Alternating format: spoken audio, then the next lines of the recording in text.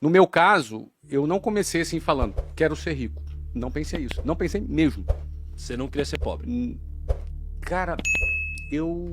Porque quando você pegava o seu ônibus lotado lá 5 horas, você... começou assim, eu não quero andar de ônibus. Você tinha talvez um pouco de raiva. Eu tinha muita raiva mesmo do ônibus, porque era muito humilhante, entendeu? Nossa, Então, era muito humilhante mesmo. Uma coisa é você pegar uma vez, outra coisa é todos os dias por anos. E você vê pessoas dentro do ônibus há 40 anos dentro do ônibus. O que era humilhante pra você, Flávio? Tudo, cara. Tudo. Você na chuva esperando um ônibus e o ônibus não vinha e você perdia o seu horário. Na hora que o ônibus chegava, tava com gente pendurada na porta, você era obrigado por causa do horário a ir pendurado na porta. Algumas vezes, sabe o que é pendurado na porta? Você acha um pedacinho de chão, mete teu pé ali. É um pé só. É um pé. E só. Segura na parada e você vai pendurado, correndo risco de vida. E aí você para no outro ponto e vê uma cabeçada te empurrando pra dentro. A partir daí você não tem mais controle de pra onde você vai. Você vai na boiada, literalmente, na manada ali. Você vai quando der. Você não tem lugar pra você segurar dentro do ônibus, porque se você levantar a tua mão pra coçar a cabeça, a mão tem que ficar levantada. Você entendeu? E aí é homem em cima de mulher, homem se esfregando em mulher, mulher gritando, brigando, dando soco. E aí é briga dentro do ônibus, é assalto que entrou. É você na Avenida Brasil, 40 graus, andando, lotado, o ônibus quebra e você tem que descer e fica ali 2 horas esperando e chega o próximo ônibus, é todo mundo amassado dentro do ônibus. E isso é humilhante. Mas, Flávio, isso daí era ruim. Não, isso era muito ruim, cara. Agora, humilhante, acredito que tem algum componente de você olhar pro lado e sentir humilhado, né? Porque não, mas é humilhante pelo Estado, mal. Na minha visão, pelo Estado, pelo descaso do Estado, que de 4 em 4 anos aparecia um palhaço lá, um político palhaço, te fazendo promessas, não é? Te fazendo a tua cabeça como ali com uma série de promessas, como se ele fosse mudar alguma coisa, e anos se passam e tudo continua como está. Na realidade, isso é o reflexo do descaso do Estado com aqueles que têm uma exclusão geográfica, que é o que a gente chama, é o cara que mora longe, é o cara que mora na periferia. Né? Esse cara é visto como um número, como um desqualificado, um número dentro de um ônibus lotado com 8 pessoas por metro quadrado. Então, quando eu te falo humilhante, não é uma pessoa humilhando a outra. Né? Estão todos no mesmo barco, vivendo aquela situação indesejável. Mas que ele tem que se submeter porque ele não tem alternativa. Então, por isso que eu acho que esse cara é um guerreiro, você entendeu? Esse cara, ele tem que enfrentar, já com 10, 11, 12 anos de idade, você entra num ônibus daquele, cruzando várias favelas do Rio de Janeiro, ele tem que enfrentar uma situação dessa. Meus filhos nunca pegaram um ônibus na vida, não sabem nem o que é isso. Agora, grande parte da população brasileira, de São Paulo, aqui da periferia, do Rio de Janeiro, vivem essa situação. Mas você acha que um cara desse é um guerreiro ou é um cara com falta de sorte, por exemplo, de ter nascido numa situação dessa? Olha, se você considerar... Porque todos que estão lá são guerreiros, todos que estão no ringue são guerreiros. Eu acho que tem a hipótese do cara não enfrentar.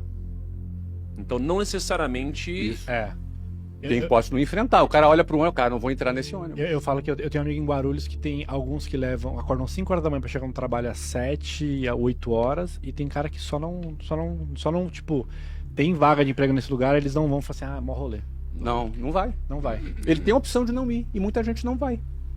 É o famoso nem trabalha nem estuda. Não. A gente tava falando sobre, eu tinha perguntado sobre se a maioria das pessoas são bundonas, né? E a gente tava falando sobre as massas. Sobre as massas, sobre a escola, sobre o modelo educacional. Modelo.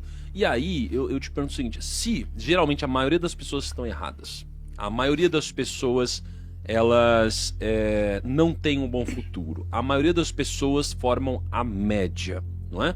Como que a gente entende, por exemplo, como que a gente deveria interpretar uma eleição? Como a gente deveria interpretar, por exemplo, a democracia, onde a maioria vota? Né? Deixa eu dar um passo atrás para fechar a primeira pergunta. A maioria é bundão? A maioria tá errando? Eu penso que a maioria, todos nós, eu estudei em escola pública, as pessoas elas são treinadas para poderem entrarem nessa linha de montagem. Perfeito. A pergunta é, para você ter sucesso, para você se destacar, para você cumprir com excelência a tua missão e eventualmente se você enriquecer, uma coisa é fato. Se alguém pergunta assim, olha, Existe fórmula para o sucesso? Eu não acredito em fórmula para o sucesso. Tá. Mas existe fórmula para a mediocridade, que é seguir a linha de montagem. Perfeito. Porque se você faz o que todo mundo faz, você vai chegar no mesmo lugar que todo mundo chega. Por analogia, por pura lógica. Se você dá todos os passos que todo mundo dá, você necessariamente vai chegar no mesmo lugar que todo mundo chega. E na melhor das hipóteses, você estar na média já é uma vitória. Entendi. E a média é a mediocridade. Mediocridade é o lugar da média, das médias. E a maioria vai estar nas médias, com essa razão de Pareto, 80-20, 80%, não é? Vai produzir 20% e 20% vai produzir 80%. Então, a maioria vai ficar nas médias. Mas a maioria por quê? Porque são as pessoas que vão seguir esse modelo, porque é muito difícil sair desse modelo. É muito desafiante, dá medo você sair dessa linha de montagem. Então um alarme aqui. Achei que tava pegando fogo. Não. É. Então essa deve ser porque eu estou falando assunto polêmico, aí tocou lá. Então o que acontece? A maioria vai. Então para você necessariamente ser bem sucedido, se destacar, não ser um a mais nessa multidão, você vai ter que se desprender dessa manada. Aí começam os problemas. O primeiro desafio é a coragem. Aliás, antes da coragem, o primeiro desafio é você não se conformar com a manada. E aí tem uma diferença entre se conformar e ser uma pessoa grata, satisfeita. Porque a gente aprende a agradecer a Deus por tudo. A gente aprende a ser grato. E isso é bom.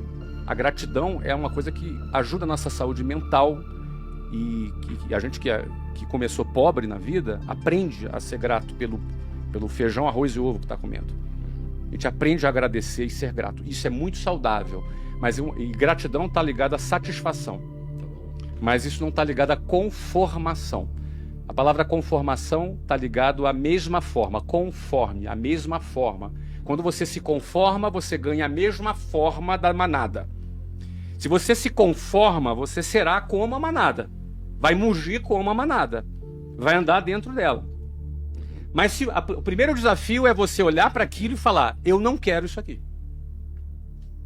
Primeiro desafio, quem assistiu o filme Formiguinhas, antigão, fala justamente de uma formiguinha que não queria ser como formigueiro. Teve vida de inseto também, tem o mesmo arquétipo.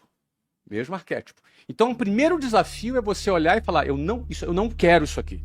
O que é isso aqui? Você não quer A vida que trabalhar eu com levo. os outros, a vida que eu levo, o resultado que os outros O têm. futuro que tem. Porque quem não se conforma, ele pensa assim, eu estou seguindo a manada e eu vou chegar até onde nisso? Eu não vou chegar a lugar algum.